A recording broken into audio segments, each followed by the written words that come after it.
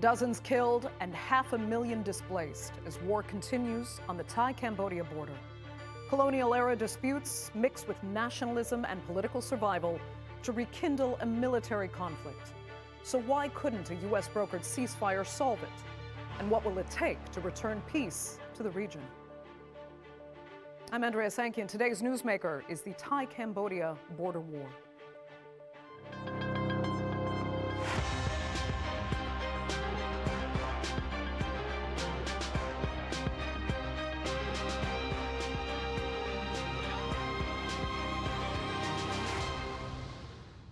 Well, in July, U.S. President Trump very proudly added a Thai-Cambodia ceasefire to his list of personally brokered peace deals.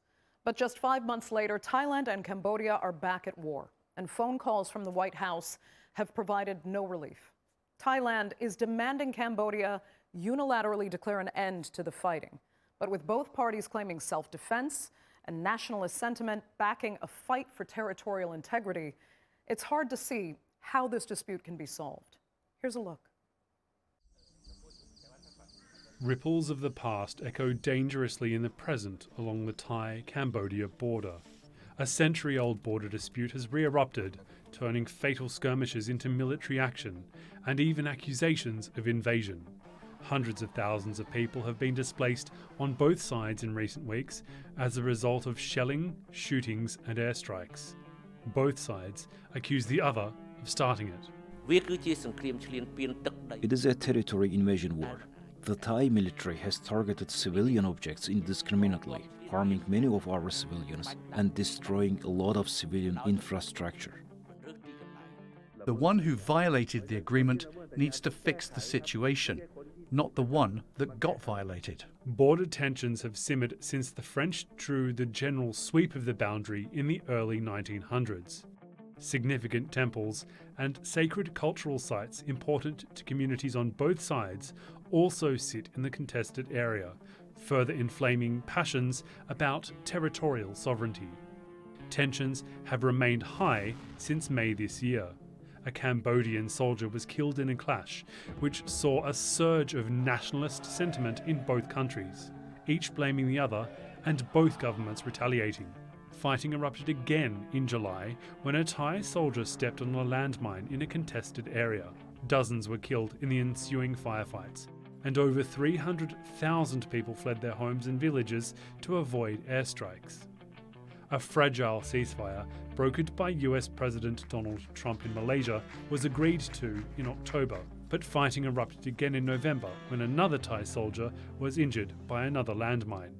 And now, neither side is backing down. Thailand's Prime Minister has demanded that if Cambodia wants Thailand's cooperation, it needs to declare an end to its own fighting first. Trump said he wants a ceasefire. I replied that he'd better tell that to our friend. Don't say it's just a truce. It needs to be announced to the world that Cambodia is going to comply with the ceasefire.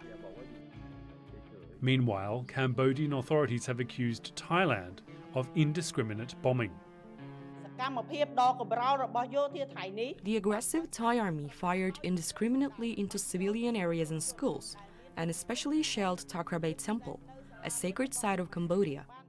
These are brutal and immoral acts that insult the culture and legacy of humanity. Thailand has cut off fuel transit routes for trucks entering from Laos, suspecting the trucks were destined to supply fuel to Cambodia. 19 Thai soldiers and 16 Thai civilians have been killed so far, according to Thai authorities.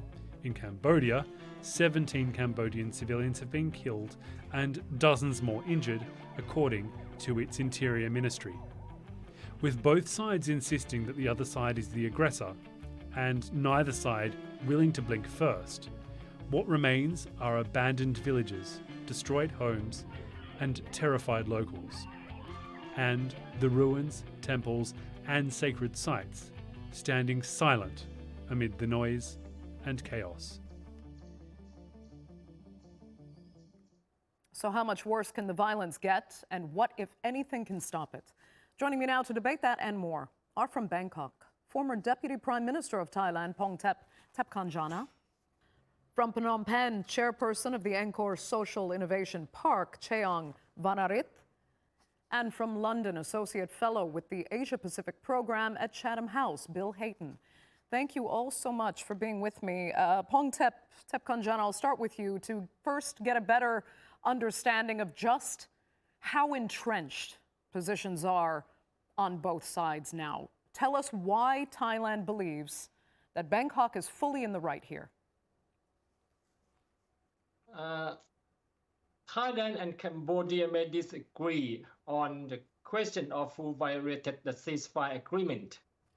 But Thailand has solid evidence of Cambodian violation, especially the planting of landmines, which seriously injured some Thai soldiers, some of whom lost their leg.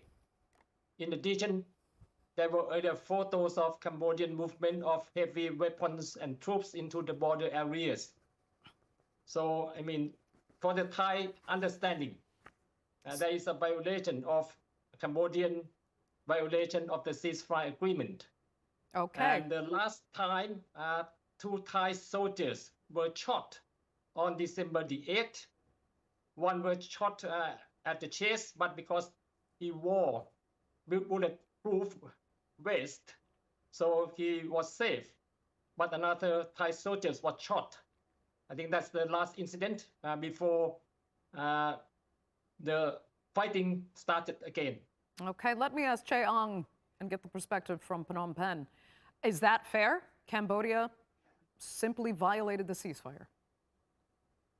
Well, the Cambodian position have been consistent and clear. We need third-party verifications to prove whether this war caused by whom. So the Cambodia have asked the US, EU, and others to provide technical support, especially the satellite images, to prove this case. Concerning the landmines, Cambodia also invited third-party verifications, especially the member of Ottawa Conventions, to prove it. So I think for a small state like Cambodia, there's no intention or interest to invade another bigger and much powerful neighbor. So it is like a suicide. So Cambodia is mainly for self-defense and invites third party to interfere and help provide a peaceful solution to this aggression or invasion by the Thai military. Okay, let me ask Bill then for as objective as possible a point of view here on what really this escalation now is about. Many would argue it's not as simple to just say there was a violation of the ceasefire. There's history here. There are political consequences here for the leaders involved. Where do you stand? Well, there's many ways to look at this, and you can start, back in the 1900s with a boundary deal between the then French colonial power and what was the Kingdom of Siam. But, I mean, really, you have to ask why this started now, why earlier this year. And I think the answers there have to lie in the domestic politics of Thailand and Cambodia. I don't think there's a really rational explanation for this in terms of, international relations. This is about the relationships between the ruling powers in the two countries, how they have broken down, and arguments about things like corruption and casinos, and the fact that Thailand is moving to a general election early next year, and the need by rulers on both sides to stay on top of public opinion and feelings of nationalism. So, Pongtep, I'll let you respond to that on the issue of domestic politics and the argument even that Thailand's prime minister is looking for any distraction to prevent, first of all, that looming no confidence vote that seems to be avoided now, but to gain points for the upcoming election, that this war is winning him votes. What I can say is that Thailand has nothing to gain from this conflict. Several hundred thousands of Thai people along the border have to evacuate to the evacuation shelter. They suffer. So, I mean, it is not good for the Thai people, it's not good for Thailand, it's not good for the Thai government in terms of the conflicts. Even if the Thailand is going towards the general election, I don't think the present government will want this conflict to escalate. It doesn't good for the ruling party right now. So what I can say is that the previous Thai government and the present Thai government had no benefit in the fighting. So I don't think they want to initiate the fighting. Furthermore, even if the government wanted to initiate the fighting, the military might not follow it if it doesn't have good reason to do so. Because the Thai military, especially during the time of the general election, they don't have to listen much to the government who is going to leave, right? So I don't think the present government can order the military to start action without any solid provocation or any good reason to do so. Okay, well then let me ask the perspective from Cambodia, because the same argument does apply to Phnom Penh, where the economy is struggling and political analysts are saying a distraction is needed there as well. And that is why its leaders want to stay involved in this conflict. We need to understand that Cambodia is a small state surrounded by big neighbors. So their foreign policy have been to have good neighborliness, peaceful coexistence, because the priority of Cambodia is to develop the economy, especially the border areas with our neighbors. So there's no interest or any motives or intention to wage a war against its neighbors. Second, with regards to the domestic politics, we are very stable. The ruling party, the Cambodian People Party, under the leadership of Prime Minister Hun Sen and now Prime Minister Hun Manet, have been very stable. So it's no reason to use this conflict to gain popularity or to raise nationalism. But on the other hand, I think it's very clear that Thai domestic politics is very messy, very unstable, and some political elites may use this border tension or aggression in order to divert domestic political attention to the border areas. And the failure of the government in responding to the floods in Thailand and the economic slowdown. So the legitimacy of the regime is downfalling. So I think it's one of the reasons is to wage this war against its neighbor. I think it's very clear. And another thing, of course, Thailand claimed to take back the so-called lost territories. If you may recall the 1962, the Preah case, that Preah belonged to Cambodia, and we have a joint border commission to continue demarcating the border zones. And Cambodia have approached the International Court of Justice in order to provide a legal or jurisdiction to decide which land belong to whom. So this legal approach, I think, is quite fair and very consistent in Cambodian position. Right. Let me ask Bill about that. I mean, there was an ICJ ruling, obviously, decades ago that did rule in favor of Cambodia over that land dispute. Is that the one authority that might play a role now? But again, and I want you to also address what both our other panelists were saying about the lack of political interest in continuing this conflict. I mean, it would be utopia if politicians only ever acted in the best interest of their people, but we know they don't. They often use war as a tool to win votes, win favor, and cause distraction. So explain in more detail, if you can, how much that is an issue now, so that it's not just about what's best for the people of each country. Well, there is no doubt that territorial issues and questions of borders, raise emotions across Southeast Asia. Cambodia and Vietnam have fought over this. Cambodia and Thailand are now fighting over this. And this is in part a legacy of the colonial period. But the International Court of Justice ruling that was just mentioned, that was more than 60 years ago. So there have been tensions up and down in those last 60 years, but generally things have been kept under control. So I think we have to ask, why is it a problem now? And again, I think you just have to look to the domestic politics. Politics in Thailand is not a simple affair. You have an elite based around the monarchy and the military, and then you have democratic politics, and there's a clash between those two. And sometimes the military does things without the permission of the civilian government, and that seems to be some of the origins of what happened between Thailand and Cambodia back in July, was the army out of control, in effect, not listening to the civilian leadership. And I think former Minister Pongtep has personal experience of these sort of civilian military difficulties in Thailand. Oh, indeed. So I think we need to kind of look at some of these internal issues as well. Okay, Bill, I also do need to ask you, though, we do have to broaden this out, obviously, and ask what all of this says about the power that the United States actually has over these countries. President Trump seemed to think economics would give him the ultimate leverage, but now we're seeing these leaders aren't that interested in what he says.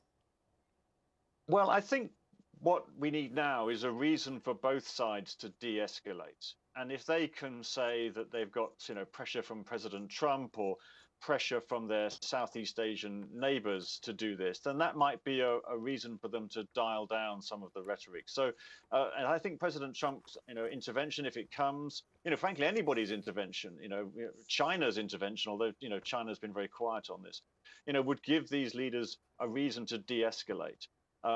ASEAN, the Association of Southeast Asian Nations, under the Malaysian chair, played a role, but that Malaysia stops being the chair at the end of the month, and then the Philippines takes over. So will the ASEAN states be able to collectively put pressure on the two sides to de-escalate? I think they're looking for a reason to back down, or it may be that they'll just keep on going until the Thai general election in February, and then things will calm down after that. Pongtep, what do you think? Should the pressure be coming from outside? Do you welcome some kind of international intervention, or do we really need to wait for the Thai election and domestic politics to solve this?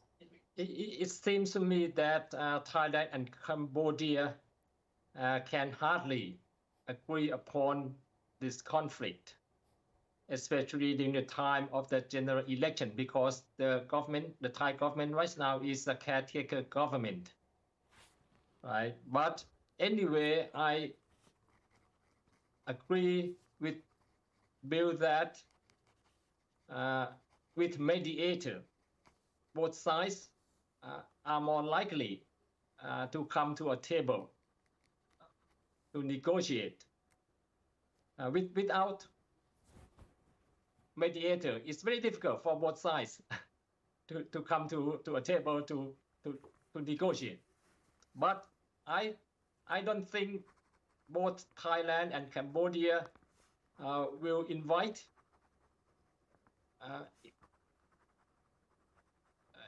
others pressure from other countries.